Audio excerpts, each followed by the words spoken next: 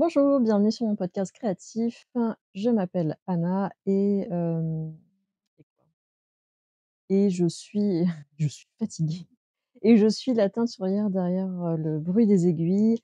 J'enregistre ce podcast à un moment qui est pas le plus opportun, d'une parce que je suis fatiguée, et je suis un peu au milieu de ma journée de travail, mais en fait, si je le fais pas aujourd'hui, je le fais pas avant 2 semaines encore et donc du coup voilà. Mais si je finis pas mes phrases, si c'est un peu compliqué, c'est pour ça, je crois que je couvre quelque chose, je sens que je vais tomber malade. Heureusement, nous sommes ici protégés par la barrière, numérique, c'est-à-dire que je peux tousser et il ne vous arrivera rien. Mais je vais quand même éviter de le faire. Ça part très mal. Au lieu de dire des bêtises, je vais avancer tout de suite sur ce que je porte. Je porte le pull Birkin de Caitlin Hunter que j'ai tricoté en super soft de Holstgarn, pardon, dans le coloris, toundra. Et mon contrastant, c'est ma Surissoie en non teint, donc de la marque Le Bruit des Aiguilles. J'aime bien comme ça mélanger les textures avec la Surie. Je me rends compte que la Surie, je la tricote beaucoup plus en uni qu'en teint. Vous allez le voir dans un des autres projets. Et j'aime bien parce que donc du coup, le Holzgan Super Soft, comme son nom ne l'indique pas du tout, elle est pas du tout toute douce, hein, c'est une laine rustique. Mais c'est une laine que j'aime beaucoup parce que d'une, elle coûte que dalle.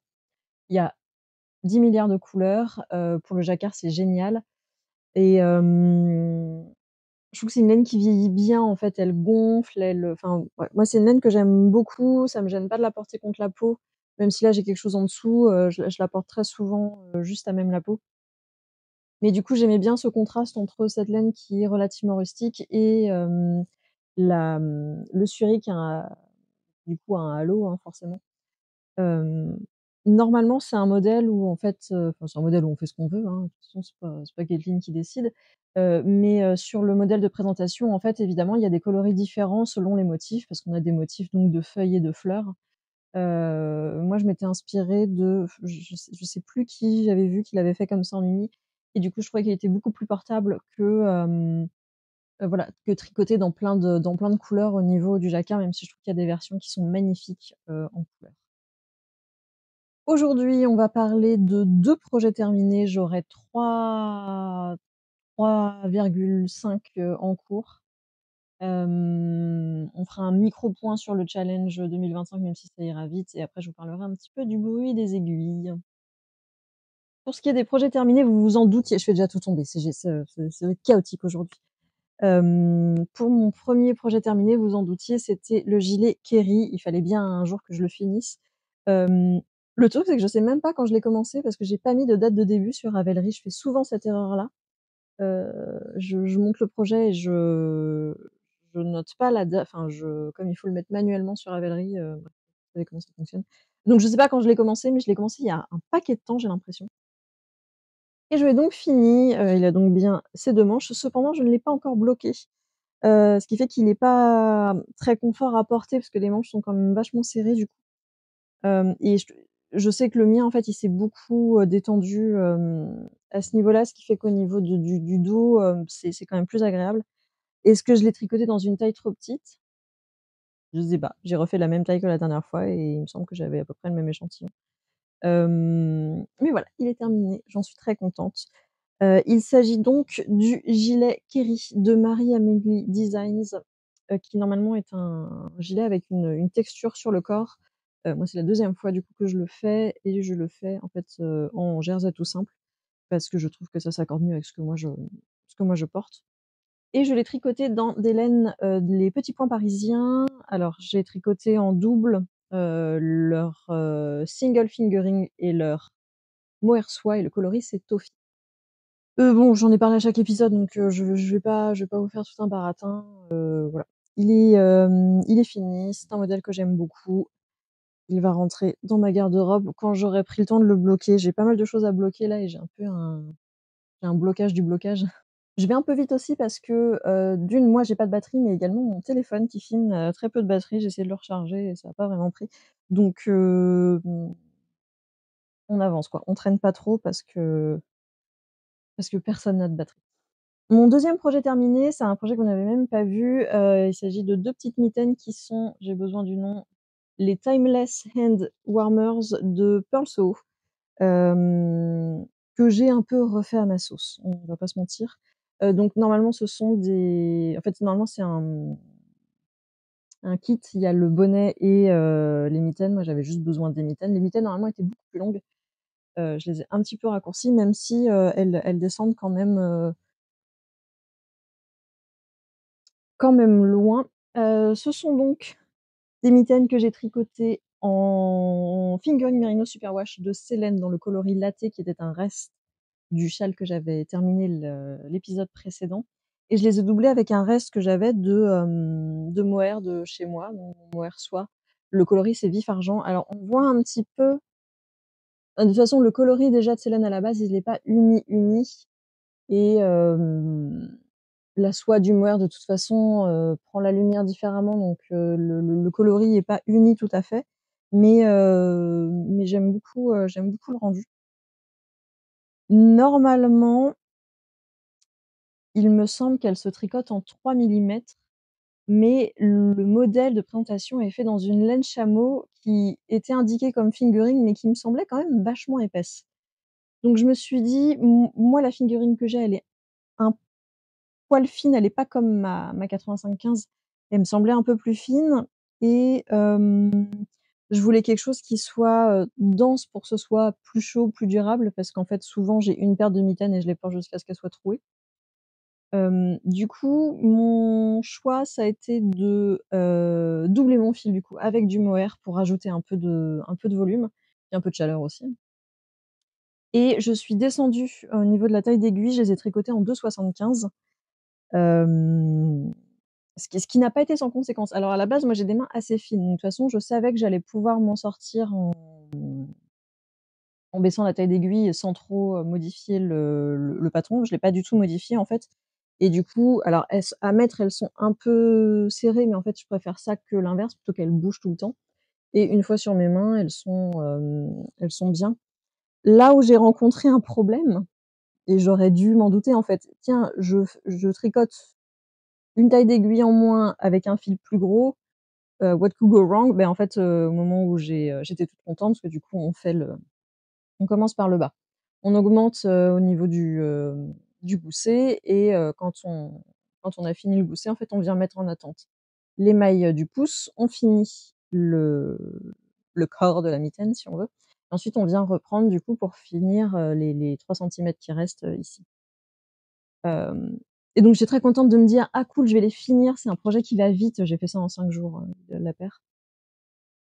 Et donc je finis mon pouce, machin, machin, je le rabats et tout et je les mets et là, en fait, je peux pas passer mon pouce parce que, hem, peut-être que j'ai un pouce qui proportionnellement ne va pas avec la taille, de mes mains, je ne sais pas. Mais en tout cas, c'était trop petit. Donc j'ai tout détricoté et ce que j'ai fait, c'est qu'en fait, j'ai relevé, 3 mailles, en fait, à la jonction ici, j'ai relevé, les 2 mailles qui sont un petit peu évidentes et puis celle du milieu, enfin bref, j'ai relevé 3 mailles. Ce qui fait que j'ai beaucoup moins un trou, même si je l'ai encore un petit peu, j'ai beaucoup moins un trou à cet endroit-là et j'ai plus d'aisance pour pour mon gros pouce apparemment. Hem, c'est un projet qui allait hyper vite, c'était comme des chaussettes sauf qu'en fait, c'est moins long que des chaussettes, il y a pas de talons à faire et surtout il y avait pas de ce qui m'intéressait dans ce modèle-là, c'est qu'il y avait pas de côte. Donc il y a juste en fait cet effet, avec, un petit rang de mailles en vert. Le patron est gratuit de toute façon, hein, si ça vous intéresse d'aller voir à quoi il ressemble. Et donc en fait, on fait ça sur tous les bords pour avoir une jolie finition. Je trouvais que sur la photo de présentation, le haut roulotait beaucoup et je m'étais dit: «Ah moi je les porterai pas comme ça parce que j'aime pas trop». Et en fait ça roulotte. Ça roulotte parce que comme c'est à cet endroit-là, on met les mains dans les poches, ça roule, on plie les mains, ça roule, enfin voilà. Donc c'est pas grave, j'accepte, que ça roulotte un peu. Je les trouve quand même très jolies. Elles vont aller avec tout et n'importe quoi parce que c'est un coloris très neutre. Je les ai pesées évidemment pour mon challenge, je crois que j'ai utilisé 50, je crois que c'est 54 grammes, quelque chose comme ça. Ce qui fait me dire que, même en les faisant un peu plus short ici, c'est un super bon moyen d'écouler ces restes ces petits restes surtout avec le mohair en fait. Alors j'ai pas pesé, j'étais un peu bête à ce niveau-là, mais j'aurais dû poser mon MER mon j'aurais dû peser mon MOER, avant de commencer et ensuite pour voir combien j'en ai vraiment consommé. Hem, mais moi, j'ai l'impression qu'il me reste assez de MER pour refaire une paire avec un autre neutre. Mais voilà, je me dis qu'en petit cadeau, en fait, c'est un truc qui va relativement vite. Ça se porte peut-être plus facilement que des chaussettes pour certains et ça se tricote plus vite que des chaussettes. Hem, j'ai jamais été une grosse tricoteuse de mitaines, mais écoutez, c'est une belle découverte.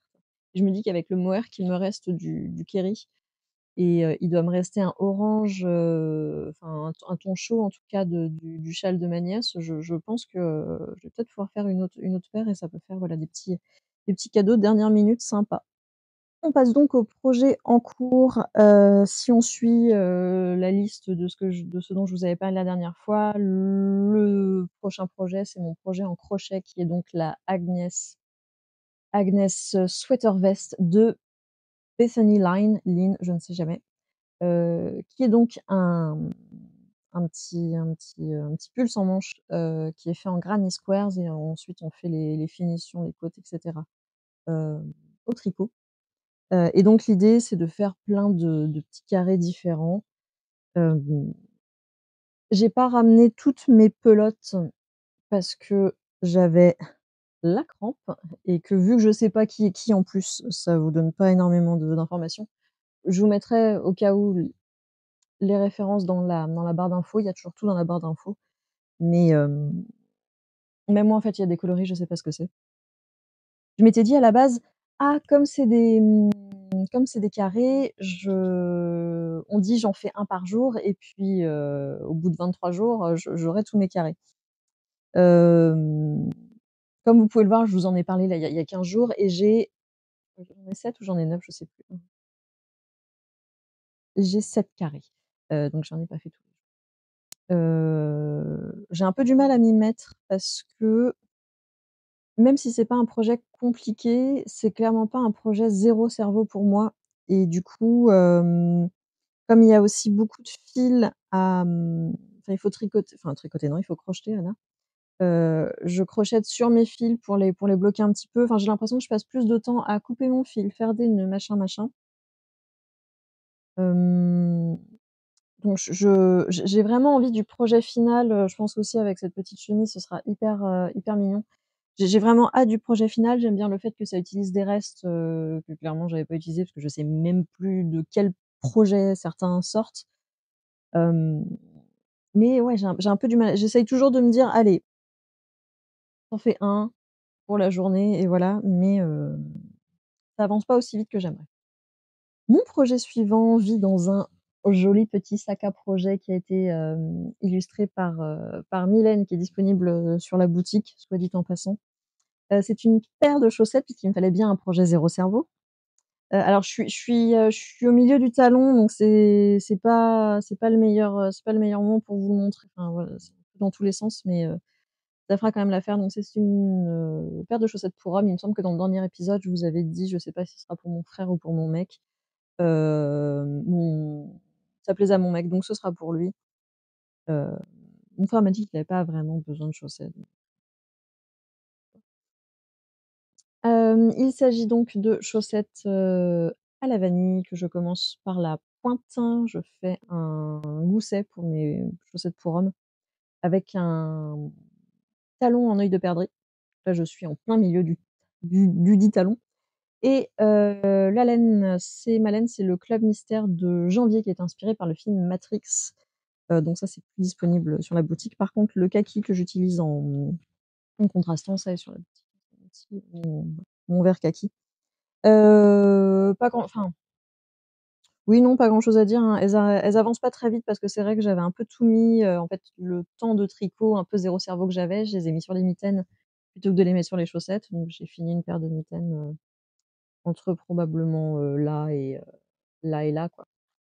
Et c'est pour ça qu'elles sont un petit peu en attente, mais j'ai toujours ce genre de projet avec moi parce que c'est un projet facile. Sauf là où, forcément il y a le talon en œil de perdrix, sachant qu'en plus enfin, franchement, j'ai dû en faire une cinquantaine de ces talons-là. Voire même plus parce qu'à chaque fois sur une paire, il y a 2 talons, donc on peut encore doubler les, et il faut toujours que je note quel est le rang 1, le rang 3, puisque si vous ne connaissez pas le talon en œil de perdrix, en fait, je vous le montrais bien là-dessus, mais je peux pas. Hem, c'est comme un talon renforcé avec comme des côtes, sauf qu'en fait, les côtes sont contrariées, ce qui fait que ça fait un effet de quadrillage, enfin de quadrillage, d'œil de perdrix. Et pour ça, en fait, il faut décaler, à chaque endroit, il faut décaler, ses côtes. Sauf que moi, j'arrive pas à le lire parce que comme c'est pas des vraies côtes, en fait, c'est une maille tricotée, une maille glissée, une maille tricotée, une maille glissée.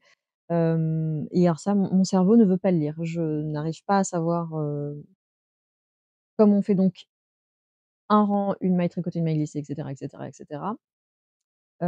Sur le rang retour, puisqu'on tricote à plat, sur le rang retour, on fait donc, un rang envers, classique, et du coup, le temps de ce rang envers là, moi, j'ai déjà oublié ce que j'avais fait avant. Ce qui fait que souvent j'utilise du coup une application en fait de compte-rang. Je me dis que peut-être ça serait le moment d'investir investir comme si c'était, dans un compteur de rang en bague là, j'ai vu que ça existait. Je me demande si au niveau des tailles, moi je sais que j'ai des petites mains, donc j'ai aussi des petits doigts. Je sais pas s'il y a plusieurs tailles pour ces trucs-là, mais peut-être que ce serait la solution en fait d'avoir ça directement sur mon doigt plutôt que d'avoir mon téléphone qui est sorti. En plus, le temps que je finisse le rang, l'application elle s'est éteinte. Enfin bref, c'est pas une vie facile, hein, mais ça vous le savez déjà. Mon troisième projet en cours, vous ne l'avez pas encore vu et pourtant il est bien avancé. Ça fait partie en fait de mes, il faut que je finisse, les projets que j'ai lancés avant d'en commencer de nouveaux. Et donc je sais pas si je vous montre le devant ou le dos là. Il s'agit du quoi? Du Novice Sweater Chunky Edition de, Petite Knit, qui est donc un pull qui, comme son nom l'indique, est tricoté en chunky et est pour les débutants. Donc en fait, c'est un pull tout simple avec un empiècement.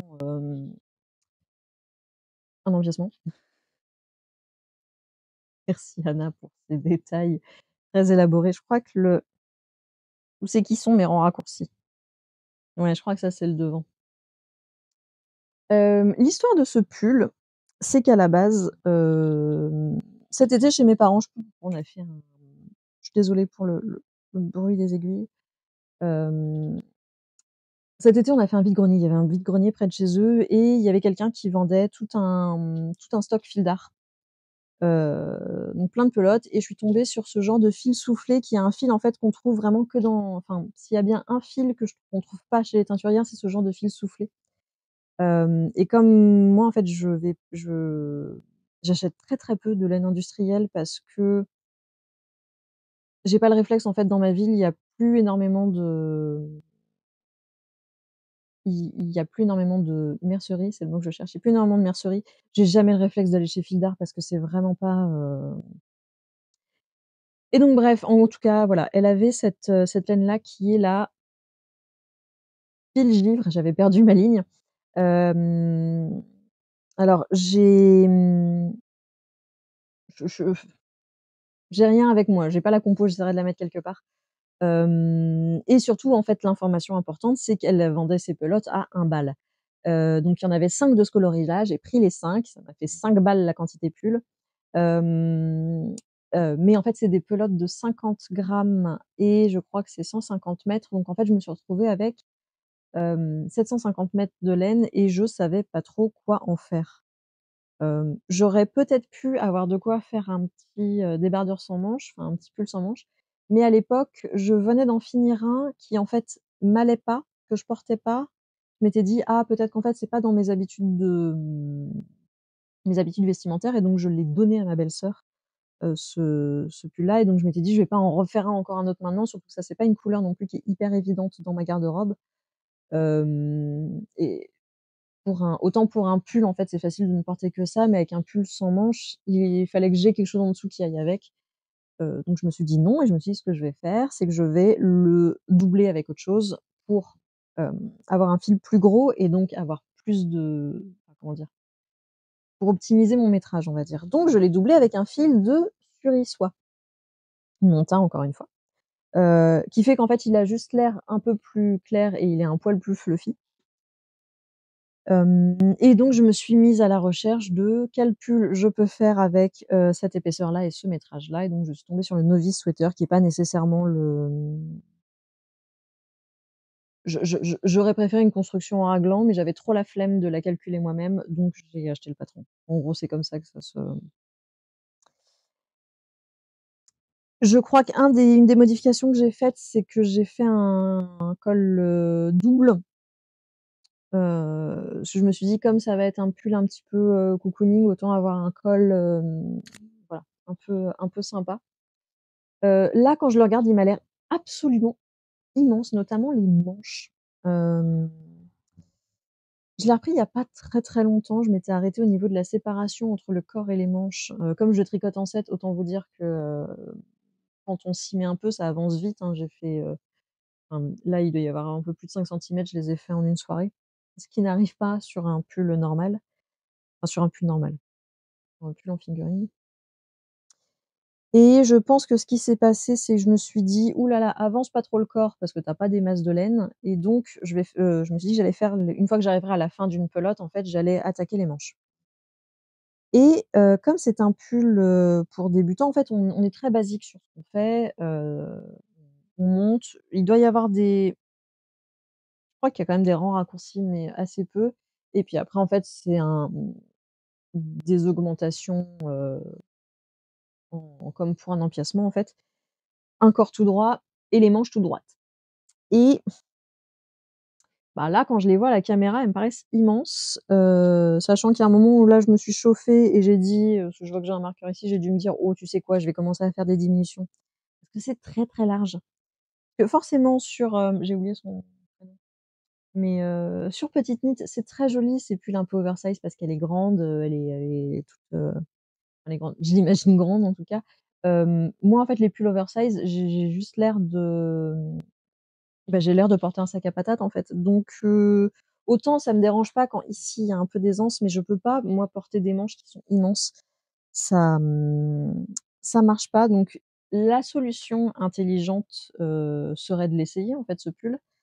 Mais comme souvent c'est mon tricot zéro, enfin c'est mon tricot de flemme que je fais, le soir quand je peux pas réfléchir à autre chose, j'ai pas encore eu le courage de le remettre sur un fil pour l'essayer et voir ce que donne la manche. Parce qu'en fait, il avance hyper vite, en fait. Idem, là, la manche, ça, c'était une soirée. Donc voilà, on n'est pas à l'abri que, j'ai tout mis sur le micro, je suis une abrutie. On n'est pas à l'abri que je me retrouve au moins à défaire la manche, parce qu'il est probable qu'elle soit beaucoup trop grande pour moi. Comme vous pouvez l'entendre, c'est pas nécessairement un projet qui m'enjaille à fond. Je pense que je serai contente quand il sera terminé. C'est surtout une façon une fois de découler, en fait, mon stage qui devenait un petit peu trop grand, pour mes préférences. Mais c'est vrai que je pense pas que enfin, peut-être que ça le deviendra, mais je pense pas que ça devienne mon pull préféré à porter. Surtout pour le finir, peut-être qu'il terminera comme pas mal de mes trucs, soit à ma mère, soit à ma belle-sœur. Comme on fait à peu près toutes un peu la même taille, mais pas tout à fait, quand il y a des problèmes d'aisance ou de coupe ou autre, c'est vrai qu'on arrive toujours à s'arranger comme ça. Voilà pour ce qui est de mes, projets en cours. Je voulais également vous parler de l'opération qui était prévue sur le Sissoto qui était enfin qui est toujours, un pull en jacquard, dont je vous avais beaucoup parlé la semaine précédente. J'ai pas ramené avec moi le pull parce qu'il est énorme. Et comme je ramène tout à l'atelier pour venir filmer et cetera, je me suis dit: «Non, non, mais je le transporte pas». Parce que ce qui est intéressant, surtout que je vous explique, comment j'ai procédé. Parce qu'on m'a notamment demandé en commentaire de filmer tout le processus et franchement, j'avais pas le courage parce que c'est un gros projet, c'est un gros pull, c'est un peu galère de bien le filmer. Chez moi, l'éclairage est très jaune, donc c'est pas gégène. Hem, mais par contre, je peux un peu vous expliquer les étapes par lesquelles je suis passée, les choses sur lesquelles je me suis un peu, cogné les dents, ça se dit? Enfin bref, sur lesquelles j'ai un peu galéré, pour que vous n'ayez pas les mêmes problèmes. Donc l'histoire, c'est que c'était un pull avec du jacquard et notamment du jacquard, passé la séparation du corps et des manches et du jacquard en bas au niveau des côtes. Et c'était un pull qui était trop court au niveau du corps, donc il fallait que je le rallonge. Je n'avais pas envie de détricoter il y a bien entre les côtes et le jacquard, il y a bien, je pense, 10 centimètres de tricot. J'avais pas envie de détricoter ça. Donc l'idée, c'était de, venir, en fait, récupérer les mailles au niveau du corps, de couper au milieu, de rajouter les 4-5 centimètres qui manquaient et de regrafter le tout. J'ai pris des petites photos au cours des étapes, j'essaierai de les insérer quelque part au niveau du montage. Hem, donc le processus, il est le même que lorsque vous avez, par exemple, tout un tube que vous avez tricoté pour une chaussette et que vous voulez le diviser en 2 pour faire, du coup, 2 chaussettes. C'est exactement la même méthode, sauf que, bah, c'est, plus large parce que c'est un pull pour homme. Donc ce que j'ai fait, c'est que comme moi, quand je, quand je relève des mailles pour faire ce genre de choses, je le fais toujours de la même manière. En fait, c'est toujours comme ça que je fais pour le talon après cou et du coup, j'ai gardé l'habitude parce que c'est comme ça que je sais que je vais pas tordre des mailles et cetera. C'est que sur une maille en V, je prends toujours le brin droit, j'arrive pas le brin droit, de la maille. C'est toujours, enfin voilà, c'est toujours comme ça que je fonctionne. Donc du coup, au lieu de relever les mailles en commençant par le bas de mon pull, comme je l'ai tricoté du haut vers le bas, j'ai retourné le pull, ce qui me permettait en fait de le prendre dans le bon sens du tricot. Il me semble qu'au départ, j'ai essayé de reprendre en bas, enfin du coup juste avant le début du jacquard, mais c'était une section où en fait, enfin c'était un rang où il y avait soit des diminutions, je pense que c'était des augmentations, il y avait des augmentations à ce niveau-là, ce qui fait qu'il fallait que je sois un rang juste en dessous, mais du coup j'avais plus beaucoup de repères. Comme en plus le jacquard, il est en dents comme ça en bas, il y av enfin ça marchait pas. Je m'y retrouvais pas, j'avais beaucoup trop peur de pas être sur le bon rang et du coup, une fois que j'allais, détricoter, ça allait pas marcher.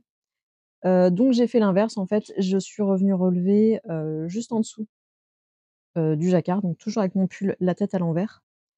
Hem, Comme sur ce pull-là, on voit bien en fait dans le dos, la démarcation au niveau des motifs, c'était facile pour vraiment commencer bien au niveau du bon rang. Hem, donc j'ai relevé, voilà, tout ça, mon 1er rang, donc je fais tout le tour.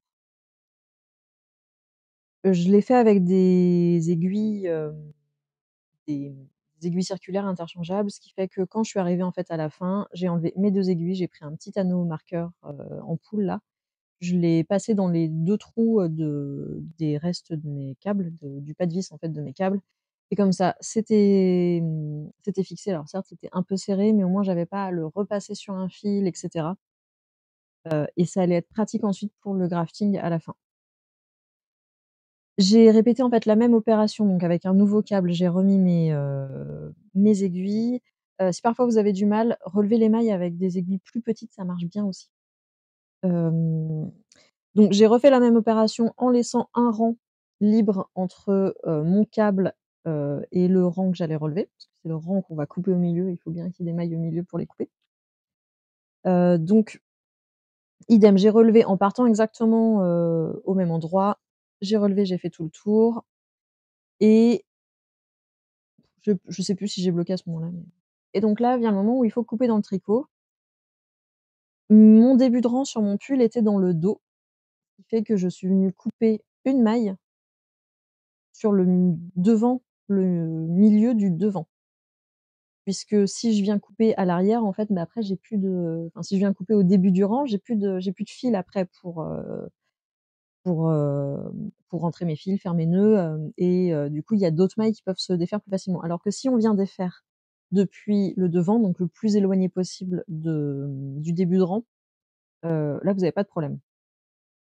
Donc j'ai juste coupé une maille, j'ai défait, un à un. Alors j'ai coupé de temps en temps le fil parce que là, il y avait sacrément de la longueur et puis, bah, je me suis retrouvée avec mes deux morceaux séparés et là où ça s'est un petit peu, compliqué, c'est au moment du crafting.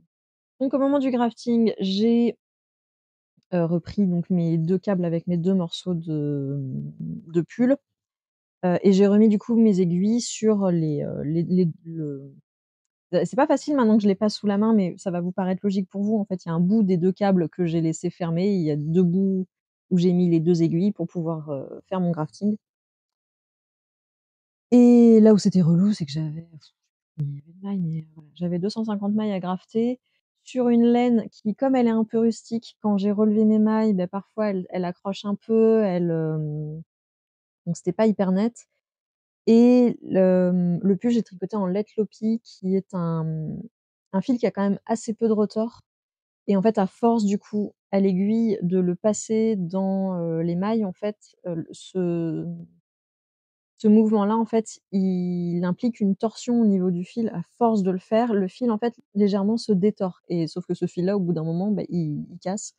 Donc je crois que j'ai eu, je crois, 3-4, j'ai 3-4 raccords à faire. Hem et je vais pas vous mentir, j'ai eu du mal à trouver la bonne tension. Je suis habit C'est vrai que le grafting, je suis habituée à le faire sur les chaussettes, mais je le fais sur 12 mailles et en fait, je le fais avec de la fingering sur quelque chose qui est en plus tricoté dense. Donc je le serre, enfin, je le fais comme il me vient, mais c'est vrai que là, sur un fil beaucoup plus épais, mais toujours avec une aiguille qui est relativement fine, bah, j'ai l'impression que j'ai parfois trop serré, parfois pas assez. Hem et c'est vrai que là, le rendu, je l'ai pas encore bloqué, mais le rendu se voit, hein. Je vous mettrai la photo, mais on voit quand même bien la délimitation. Il y a une étape que j'ai ratée dans mon explication, c'est qu'en fait, il y a un moment où, j'ai tricoté les 5 centimètres qui manquaient, hein. Évidemment, je me suis pas amusée à couper un pull en 2 pour le regrafter sans rien faire. J'ai rajouté les 5 centimètres. Mais ça, je pense que c'est une étape que vous savez faire par vous-même. Donc mon grafting, j'en suis pas hyper contente. Je pense que c'est une histoire, en fait, un petit peu il va falloir que je répartisse un petit peu mieux la tension. Il va falloir que je revienne avec une aiguille pour, reformer un petit peu mieux mes mailles. Je pense aussi que possiblement au moment du blocage, forcément là, je vois une partie d'un pull qui a été bloquée avec toute une partie qui n'a pas été bloquée. Forcément, c'est pas très élégant. Et si vraiment je me rends compte que le grafting était pas beau et bien je le déferai. J'aimerais bien que ce soit pas le cas parce que ça a été assez relou. J'ai à peu près compté, ça m'a pris en gros, ça m'a pris 1 heure et demie répartie sur 2 heures avec des pauses au milieu parce que j'en avais marre. Hem, Juste le crafting en fait m'a pris une bonne heure et demie, hein. C'est vraiment pas fun. Hem, mais voilà. Donc je pense que ce sera la dernière fois que je parlerai de ce pull-là parce qu'il y aura plus grand chose, maintenant à en dire, mais je voulais vous faire un peu les pas à pas de ce que moi j'avais fait. Des petites erreurs que j'avais pu faire, notamment en fait, ça sert à rien de couper un énorme fil pour un gros crafting parce qu'on est tout le temps là à tirer du fil. Tirer enfin, prévoyez une longueur que vous pouvez tirer en un seul coup de bras et vraiment vous allez gagner du temps, et puis de la patience. Sur ce, comme c'est la fin de, ma section de projets en cours, enfin ça fait pas sens de le mettre là, mais je le mets là. Petit point hyper rapide sur mon challenge, 2025 où je veux écouler 2025 grammes de laine de mon stash. Avec les 2 projets terminés que je vous ai montrés, du coup, j'arrive à, moins 682 grammes, de laine, ce qui fait que je suis, très en avance sur la moyenne puisqu'il me semble qu'il faut que je fasse quelque chose comme, 180 grammes par mois pour être bon. Là, en 2 mois, on est à 600 et quelques, pratiquement 700. Ça fonctionne bien. Hem, Mon mec m'a posé la question en mode: «Du coup, le pull en jacquard, il rentre dans le challenge ou pas?» Je me suis dit que non, parce que je l'avais quand même terminé bien avant. Heu, voilà. Sinon, bon Dieu, croyez-moi que je pourrais en mettre des grammes là-dedans, mais j'ai décidé, voilà, de pas le compter. Sachant que pour le moment, je suis, globalement tout le temps en négatif parce que j'ai pas encore mis les pieds dans un festival de laine, mais ça va pas tarder. Là, ça va être beaucoup plus compliqué, de pas mettre du positif, du grammage positif dans le stage.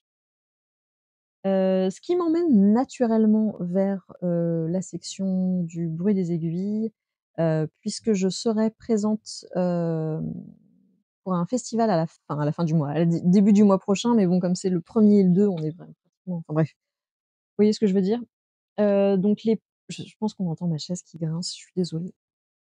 Les 1er et 2 mars, prochains, je serai présente au festival Entre 2 Laines qui se passe à Portet, je ne sais pas comment ça se prononce, hem, en Gironde, juste en dessous de Bordeaux. C'est la première édition de ce festival, là, mais j'ai l'impression qu'on est relativement, nombreuses au niveau du nombre d'exposants.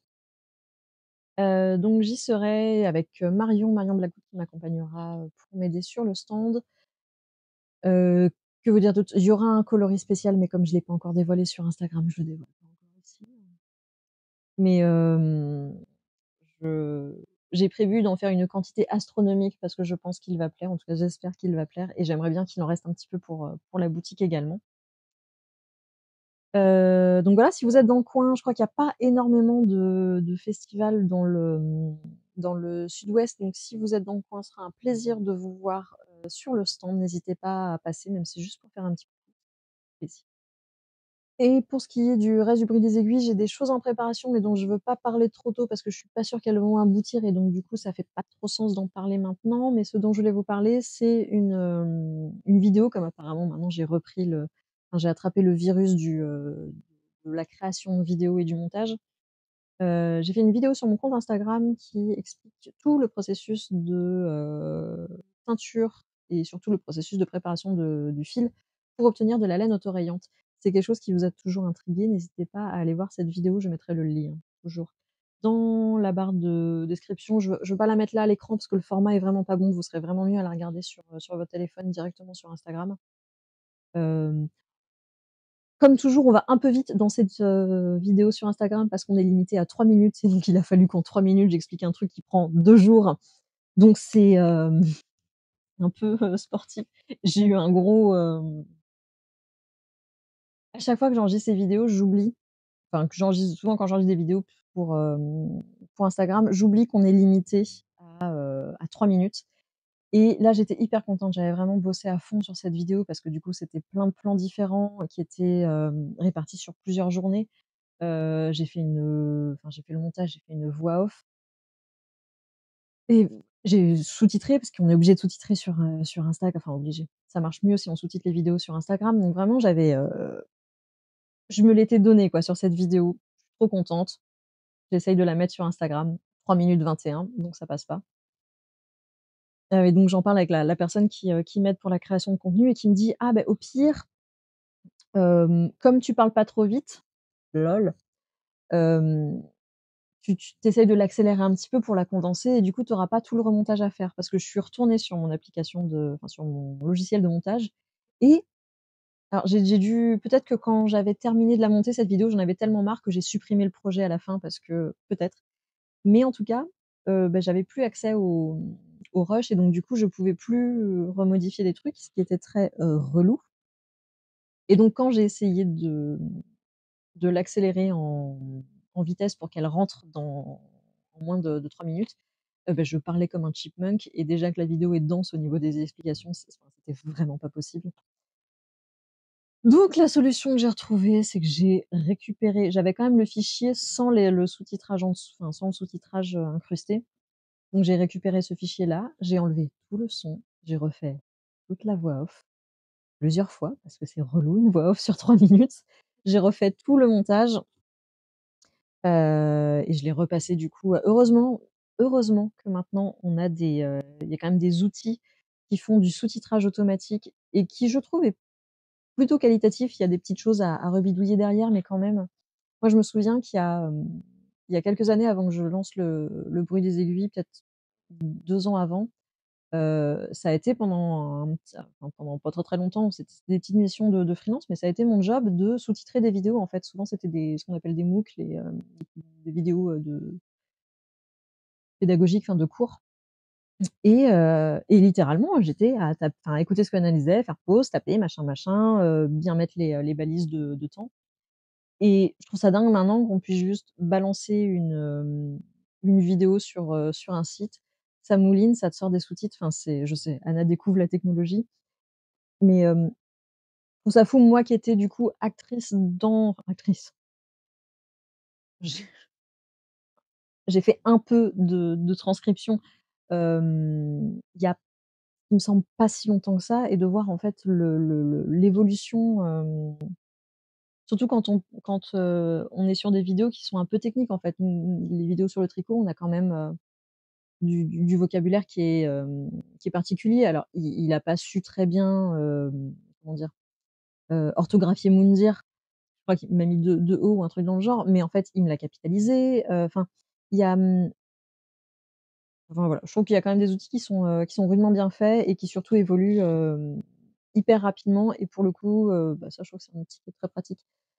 Hem, voilà mes déboires sur cette vidéo, il fallait que j'en parle, il fallait que je sorte en fait toute cette frustration que j'avais accumulée sur la production de cette vidéo parce que ça a vraiment été, ça a été long, mais je suis très contente de voir en tout cas sur Instagram l'accueil qui a été fait à cette explication, parce que ça fait très longtemps qu'il fallait que je fasse, une vidéo explicative sur toutes les étapes de l'autorayon.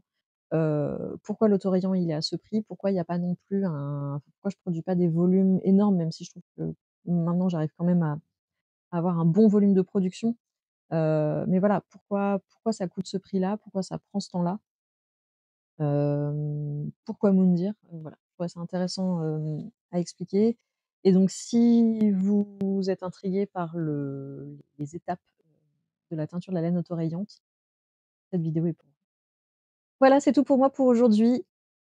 Pour la première fois, le téléphone, n'a pas manqué de batterie, il n'a pas non plus manqué d'espace de stockage.